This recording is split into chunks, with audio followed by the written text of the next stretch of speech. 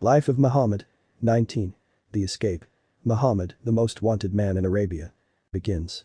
After the treaty with the Ansar helpers of Yathrib, the Prophet made an announcement to the Muslims of Mecca. He said, "God has shown me the land you shall emigrate to. It is a land of date palms between two volcanic mountains." This was the exact description of Yathrib. With this permission, many believers started to secretly leave Mecca by night and travel to Medina individually or in pairs. They could not go publicly, otherwise the elite of Quraysh would stop them and imprison them. Some believers went by themselves, leaving their wives and children in Mecca. They hoped to bring them to Medina in the future when tensions had calmed.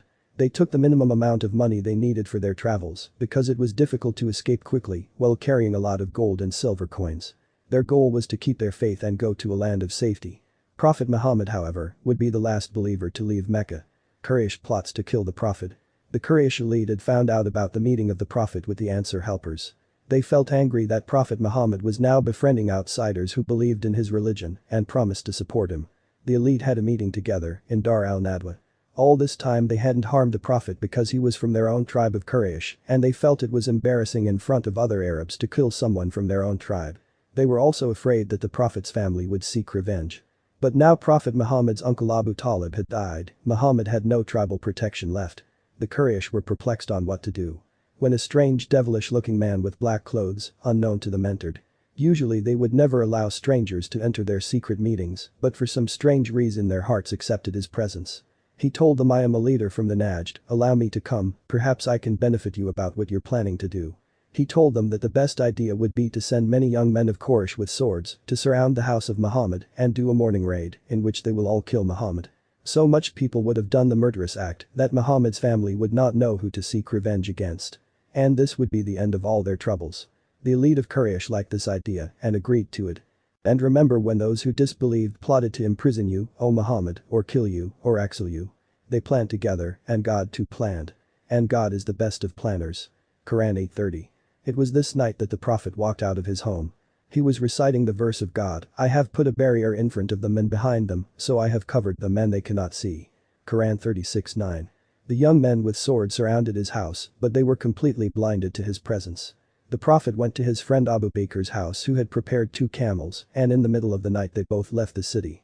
Before leaving Mecca, the Prophet remembered the words of Waraqah bin Nawfal on the first day of prophethood.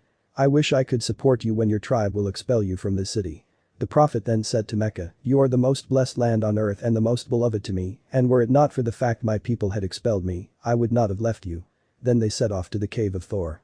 They would stay here for 3 days, and when their wanted level would fall, they would travel to Yathrib with a travel guide through a secret route.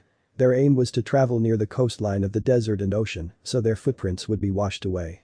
The morning in Mecca. The young men of Quraysh surrounded the house of the Prophet. They raided through the door and found Ali, the Prophet's cousin, waking up from the bed. They were shocked. "Where is Muhammad?" they asked. But Ali did not tell them. The Quraysh elite sent men on the fastest camels to find the whereabouts of Muhammad and his friend Abu Bakr.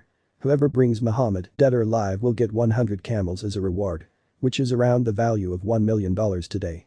Prophet Muhammad was the most wanted man in Arabia. Everyone was looking for him. They sent scouts and experts to find footprints of the camels. The scouts followed the traces coming from the house of Abu Bakr all the way to the cave of Thor. Now the cave was surrounded by the elite of Mecca. Abu Bakr looked out of a crack in the cave and saw all of their people. And he whispered to the Prophet that all they need to do is look down and they'll see us, since the entrance of the cave was at feet level, below the ground.